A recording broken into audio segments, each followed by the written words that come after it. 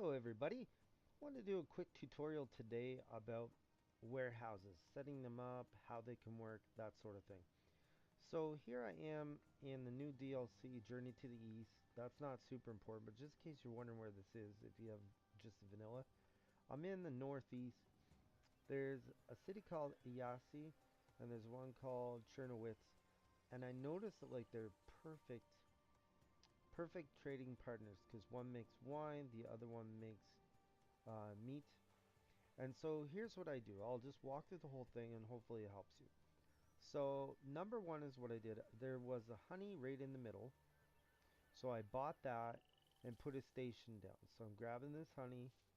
Then I put a warehouse and I added in my grapes, my grain. See, I don't need that honey because I already have it. Wood. And then I put some of my higher end products of the sheep's cheese and the olives, and I still have a spot open for something else that they start demanding down the road, maybe salt or whatever. And so what I also did to make things better is I put a dispatch hall, and that increases the wait times at 20%. Notice I did not put a maintenance down.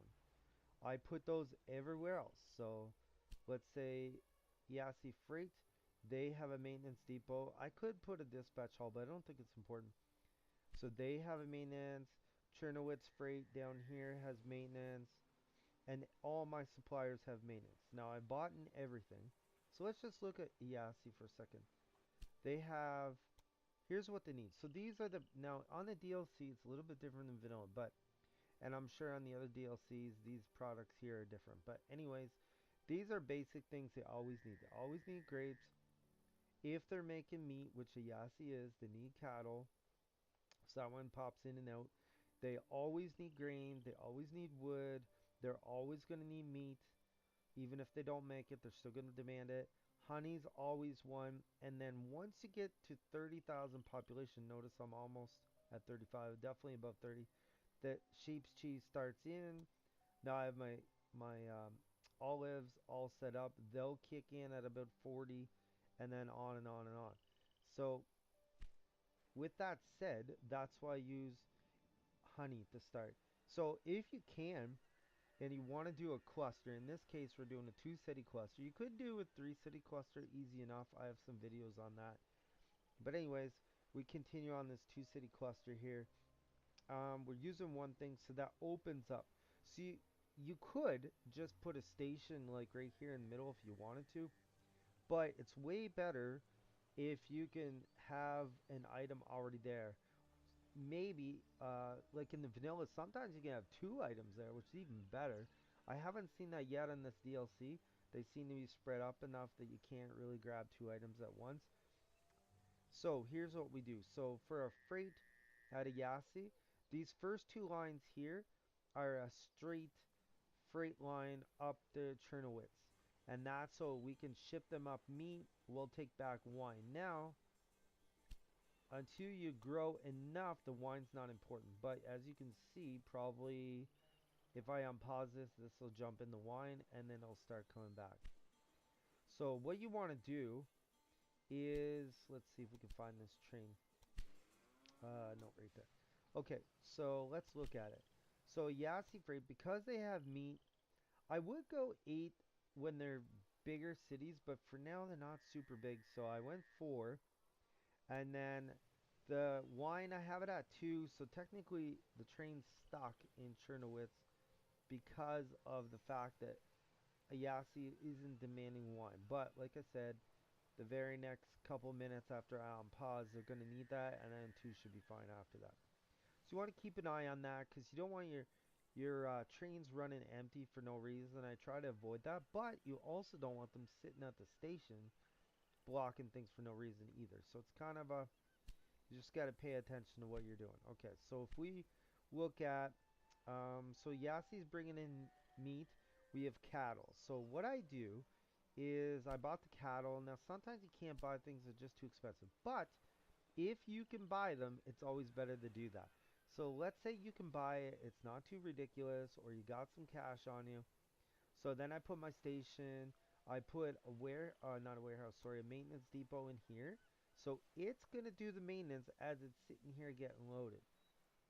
And it's not holding up my other stations. So I put 2 trains and I set them to full. So I want them absolutely full.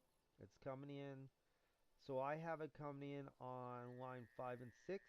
So it's a dedicated line. The reason for that is because I don't want anything holding up my meat production. I want meat because I need it in my own city, plus I need it up at Chernowitz. So if your city's producing something, it's better to have it coming in straight in rather than through the warehouse. Better. Just remember that word. We'll come back to that in a bit. So on line 3 and 4, and I should mention, if you did notice, I have gridirons, and I do not share these. I see no reason to do that. It could just slow things down. So if I can keep gridirons to just 2, 2, 2 like that, I will. So coming in here, like there's a train right now. So it's bringing in a full train load to a Yasi freight. So it's going to grab 8 things from this list of warehouse things and bring it in. I have it set to only bring in 8. It's also on its own line, so there's really no reason why I can't sit there and get full. And then I'm doing basically the same thing in reverse over in Chernowitz. See, 1, 2 is going straight to Yasi, like I mentioned. Number 3 and 4 are coming over here to the warehouse. Now, also notice I don't have my 2 cities coming in on the same line. Now, you could try that, but I don't know. Sometimes that can start piling up trains, and I'd rather avoid it if I can. With the 2 city clusters, there's no reason whatsoever to ever do that. So lines 1 and 2 here at the warehouse is going to Chernowitz. Lines 2 and 3 are going to Yasi. Okay, so now if we start building out, I looked around. Okay, that's Dyer's Matter. That's not important. So the next thing was grain. Okay, I bought the grain, put my station, maintenance building, 2 tracks, gridiron, 2 trains, and I brought it in here. At first, it was coming in to 7 and 8 because I hadn't decided exactly what I was going to do. So then I back up a little bit further. That's coal. We don't need that yet. We have grapes here.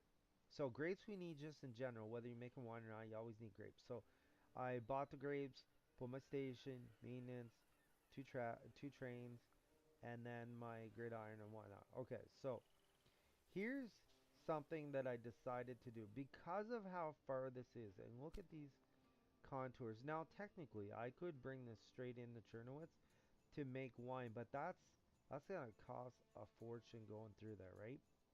So what I decided to do was to put it 2 trains and then added a 3rd train for um, when I need grapes. So what I should do really is to put this down, build that, and gridiron to 3. See, because right now I have a train sitting out on the track. It's not even loaded. So that's something I can do.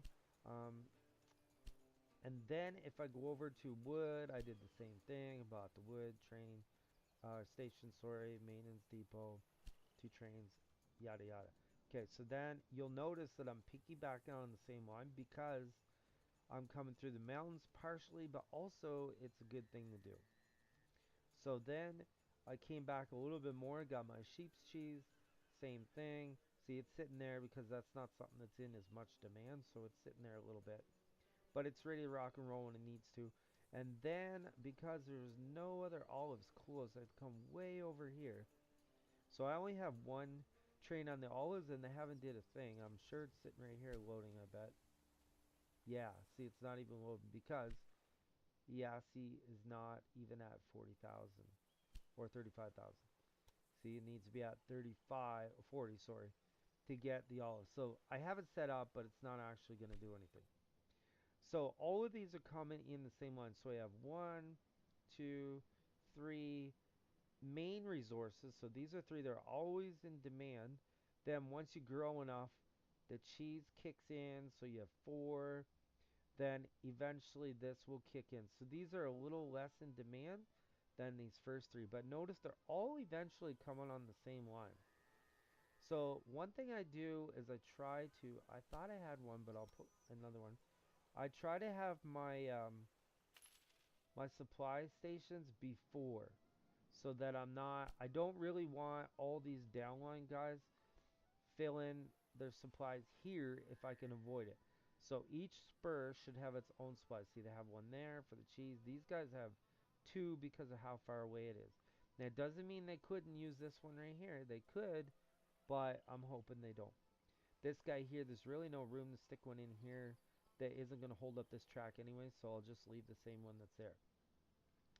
So what I decided to do, because I got basically 5 resources coming in, 4 right now and 1 more later, I went ahead and added in these extra 2 lines on 5 and 6, and then I put a bigger gridiron so all 4 lines can be used. Now, I could have ran in a separate 2 lines, but just as you can see, it just makes sense to bring everything on the same line, and only because of that did I put this gridiron to 4. If if I had like 2 things coming in from up here up to the north, I would have just come in on 5, 6 and kept it separate. So that's what I did. So now if we look at a Yassi, it's got double growth. As I said, it's almost at 35. If we come down to Chernowitz, also got double growth. It was a little lower to start with. So I can't do a whole lot. The wine's a little low, but I can't updo my wine till I hit 20,000, see?